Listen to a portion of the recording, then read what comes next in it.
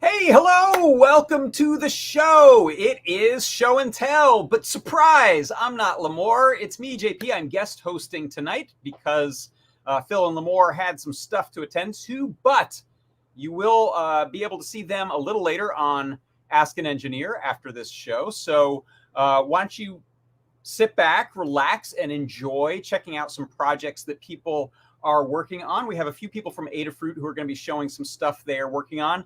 And if you, a community member, want to come on and show or tell or show and tell, please do. If you want to find how to do that, just head on over to our blog. You will find a blog post with a link, or go over to our Discord, which is at adafruit.it/Discord. Look for the live broadcast chat channel. And I've dropped a link in there as well so that you can jump in through your browser. You just need a webcam and a mic connected, and you can join in our StreamYard stream and show us what you're up to. So let's see. Let's get this thing underway. First off, we have Maker Melissa. I'm going to bring on here. If you are ready, here we go. Hey, Melissa. Hi, I am ready. All right. Excellent. So what are you up to? Well, I have this PowerBook 180 that I went ahead and I actually took two broken PowerBook 180s and combined them together. One had like no working screen, the other had no working keyboard and trackball. So now I got a working one. And cool thing about this particular one is I can actually unplug it, and it is running on the battery here because it actually has like a little aftermarket battery hooked in here. And nice. So it works just fine. Yeah. So were you able to, you said you combined which parts from two to Frankenstein together one working machine? I combined, well, the display from one, and then the keyboard and trackball from another. And how was, I'm guessing you've probably taken apart and put batteries and logic boards in modern Macs, which take about 907 screws. What was the how friendly was that for tinkering around and plugging stuff in? I think it had like maybe 8 screws or something like that that I had to take out. Times have changed, and probably like ribbon connectors for the display and keyboard, things like that make there was a lot of boards that were like socketed into another, and then another one socketed into that one. Yeah. Oh, that's really cool. So what OS can you run on that? How late of was that, like a System 7 kind of machine? I think this one, let's see. I can't remember what I have on here. This one's running System 7.1.1. I don't remember the latest on this one. It might go up to like System 7.4 or something like that. Yeah. And connectivity-wise, what can it? Does it have like a token ring plug, or a what can an Ethernet? Actually, this one has just a modem on it, but I actually have a Blue SCSI installed on here with ESP chip, so it's theoretically able to connect to Wi-Fi, but I haven't set it up yet. Oh wow. That is cool. What a neat, what a fun retro project. Can you give us another shot of the screen here? Yeah. So you're glorious. Look at that. That's a beauty. And what year was that one? Do you know when those? I can't remember the exact year, but it was early 90s, I believe. Yeah, it feels like a. It's like maybe mid 90s. Yeah, 90, 94, somewhere in that. Awesome. Well, thanks for showing that. That's a blast from the past. Really cool to see. And I think those could do some big docks, right? There were some big hulking docks that you could jam them into with like a monitor and keyboard mouse kind of thing. I actually haven't looked into that. Look and see if there were docks. I feel like maybe there were for it's possible, yeah. I don't have one, but yeah. All right. Next quest. Awesome. All right. Thanks so much, Melissa. We'll see you next time. Okay, thanks. All right. Really cool stuff. Next up, we've got Pedro. Hey, Pedro. Hey, John. Where am I? There I am. Man, what a retro throwback. Oh, my God. Jeez. The trackball. Right. So I'm here to show off the 3D printed cases for the Memento. Oh, nice. And Noette came up with this super cute little kitty cat inspired design. So it's compatible with the lanyards that we have. That's what the ears are for. And then if you want to hook this up to a tripod, we have the ability to put in our 3/8 by 1/4-20 little threads in there. That's great. Really good. Then I came up with a little bear design type one with like a bigger shutter, so like easier for like the kids to push. And then the thing I forgot to talk about was I had the little ring on here, so you can have the magnetic like fisheye lenses, or this one's a polarizer. Nice. So definitely start adding stuff like that on there. And of course, all the usual snap fit. I think this one just requires the tripod part. If you don't want it on there, you can attach it with machine screws. And then doing it up with the translucent filament. So we have this one, just regular PLA, and then the PET G one, so you can like, see all the cool stuff on the back there. That's cool. But the thing that I want to show off is, oh, did it go away? Oh, there's my screen. All of the pictures that I captured with it.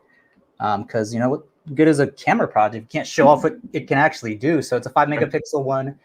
Did a couple experiments. I'm just shooting right into the sun for this one and see what the lens flare looked like. And it looks pretty good. Kind of nice, yeah. Yeah, and then handed it off to the kids, and took like a little simple one here. So autofocus is really good. Jeff implemented, you like hold down and the shutter, it'll like autofocus on, I think it's a center point is where the focus point is for that. And I was trying like some low light stuff. So like in Tomorrowland, where there's like a little shade, I wanted to see like how the ISO would generate like some noise. You can see a little bit of noise generated here. And then for fast shutter, some snow. We don't have snow in Florida, so it's you make your own that fake snow. That's great. Cleaning the yard here with a bunch of snow falling, but I think it's, I don't know, maybe 1/20 over 1,000 or something like that. The shutter speed on it. I don't know. Is there a way to see what the settings the camera snap? It will, if you look in the REPL when you boot it. It does give a ton of info, and that may be in there. But the ESP, it's worth looking at the ESP cam, which is what the library is based on, to see if you can query and if you can set. Yeah, that's a good question. Okay. And just more focusing stuff, again, fake snow. And then just shooting into like, where the multiple exposure, or like different exposures where it's like dark and light, and seeing how stuff comes up with that. And just, your sky photo. Nice. How does that look? More dark stuff, like, trying to see what the noise level would generate with the ISO being so high. And are you using the stock lens, or did you try any of these with that? No, this was, I wanted to make sure it was all like what the camera module was picking up, so I didn't use any of that. I think the only filter I think that my son used was the that's nice. So nice little angle of his point of view. How fun. Just more like dark ones to see different levels of the with different exposures out, how that comes out. But yeah, it works really good. None of these were like stuck in for processing like in your phone, but when you do that, holy crap, the quality like just bump up, like the shadows, the contrast, and a little bit of sharpening, a little bit of detail, and wow, it looks phenomenal. That's great. Should have saved one out for here, but I did not. But it looks so good. And you're shooting these at the highest quality? Actually, no. When I shot all these, I still had just the Arduino one. So I think this is like 1600 by 12. Okay.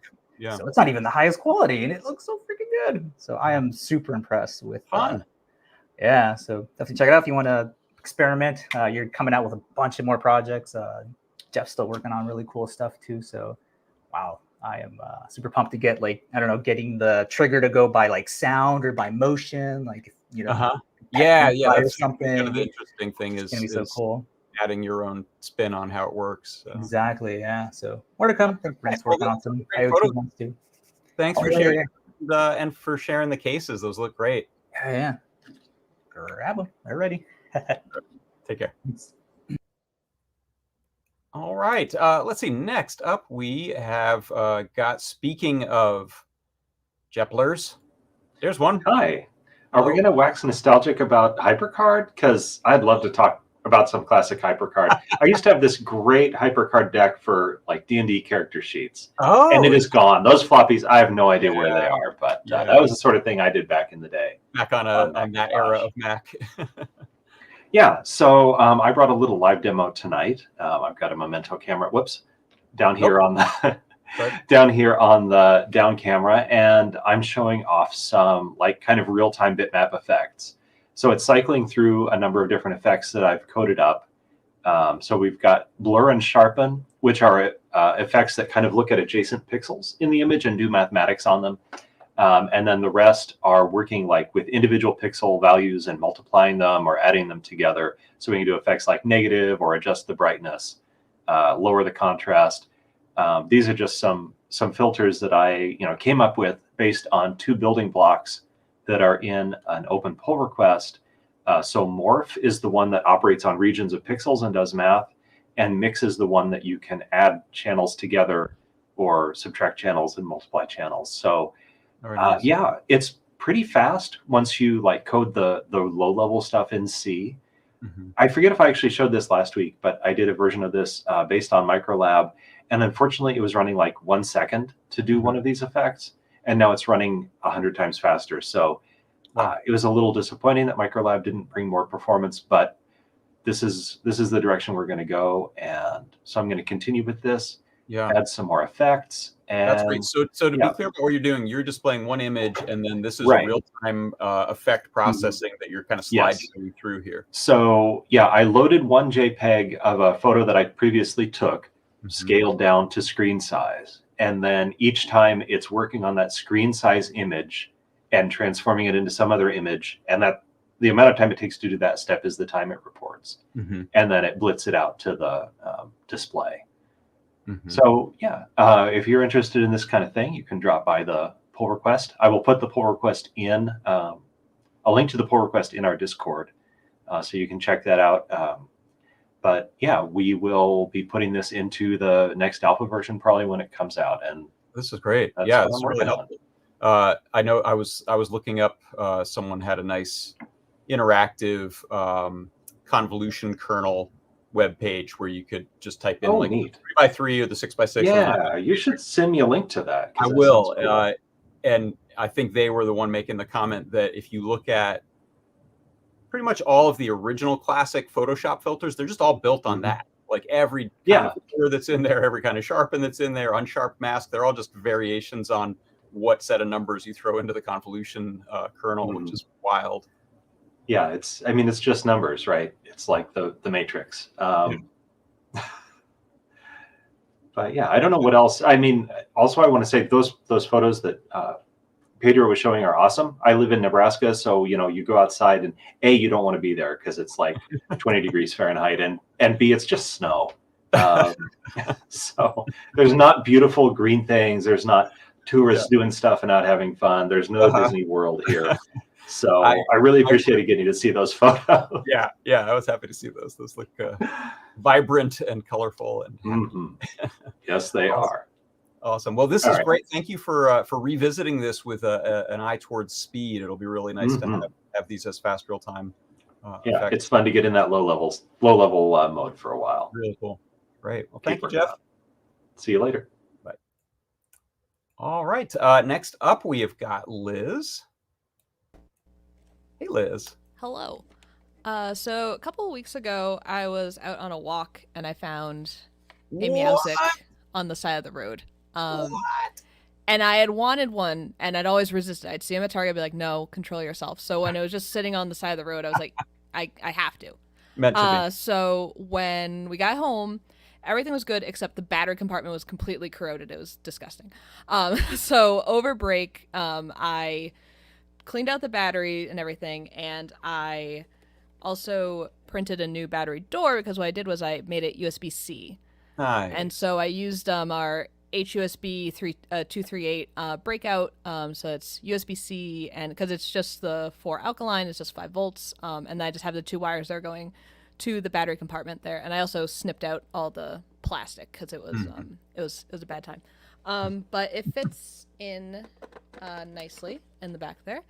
And then I also did your line out hack. which you have the guide on, and I had Right the on. volume pot.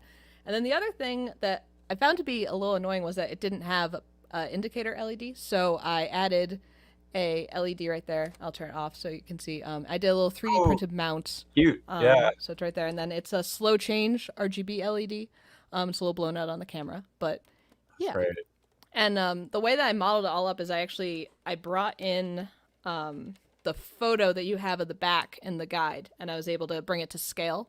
Oh, great. And I was able to get kind of the shape for that. And then the other thing I did was this is very chonky, and I didn't want to just be like on the floor or like in the way. So I modeled a little holder that press fits into this handle here. Cool. And traced that out in Fusion, printed it. So now it hangs on the wall and next to the synths. And eventually I want to make it either MIDI or CV controlled and add it into my setup. But for now, it's just a nice art piece kind of bringing the room together. Yeah. So. Yeah.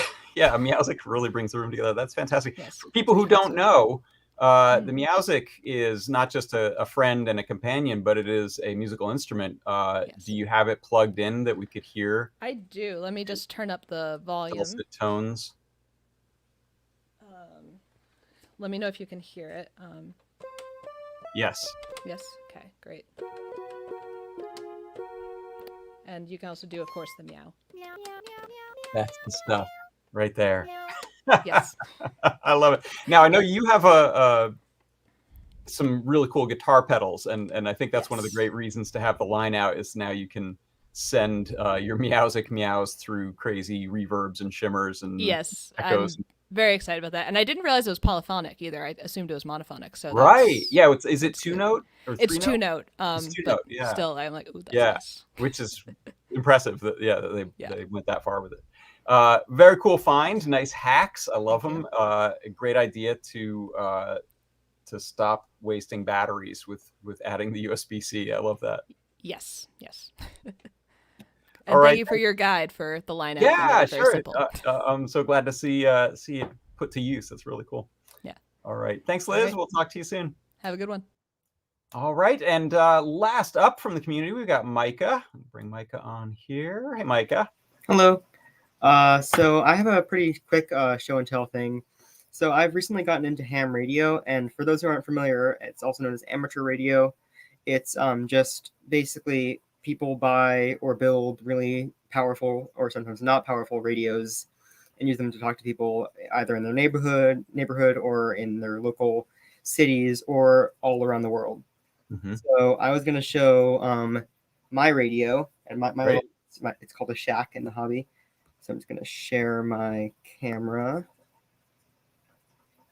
Oops. Sorry, give me one moment. And it's not working.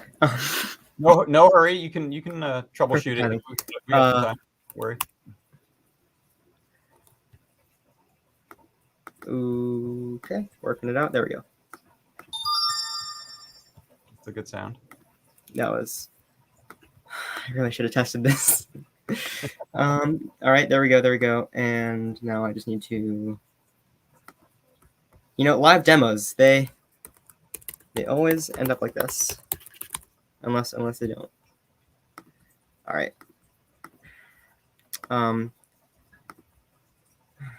right, it's not going to work. So I suppose I can try to. Yeah, that's a good. There we go. All right. So there's my radio. This is an ICOM IC7200.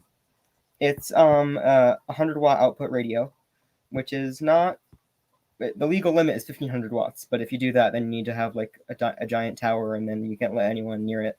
So I'm avoiding that. Good call. Especially because I am 16 and live with my parents, and they would not appreciate having a giant tower in the backyard. So, I mean, it's just a.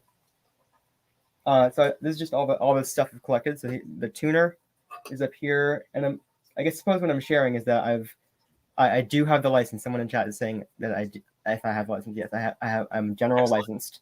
Excellent. And it's lots of fun. I'd recommend that anyone who's interested in learning more about anything relating to radio, reach out to their local radio club and say, hey, I'd like to get into ham radio where I start. They're more than happy to help.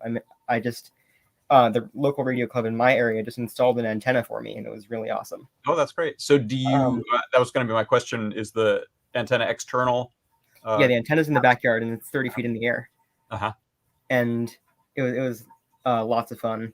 Oh, that's great. So that was basically all I have to say. It's just get some more showing that I learned about ham radio in the last couple of months, and it's really, really fun. And I recommend that anyone who's at all interested look into it. Yeah. Oh, that's great. One of my good friends got into it very recently too, and he was telling me that one of the sort of sub hobbies within the hobby is just collecting communication with people in every state.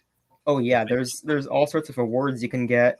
You can get awards for talking to all 50 states. You can get awards for talking to 100 countries, 200 countries. So fun. Oh, that's great. Oh, very exciting. Yeah. Right. Thanks for showing that, Micha, and congrats on getting your license and up and running with your ham shack there. Very cool. Thank you for having me. Yeah, you bet. See you next time. See ya. All right.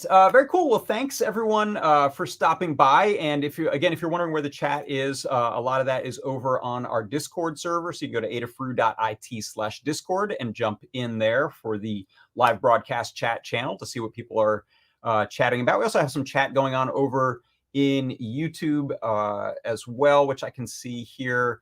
I'm just checking to see if there's any questions, but someone said, nice rig. Yeah, that was a really cool looking rig, wasn't it? Okay, well, that is going to do it for our show and tell. I will encourage you to go grab a snack and take a break, and then come right on back in about 8 minutes for Ask an Engineer with Lady Ada and PT. So come by for that, and then I will see you tomorrow on my workshop show at 4 o'clock Eastern time. For Adafruit Industries, I'm John Park. This has been Show and Tell. See you next time. Bye-bye.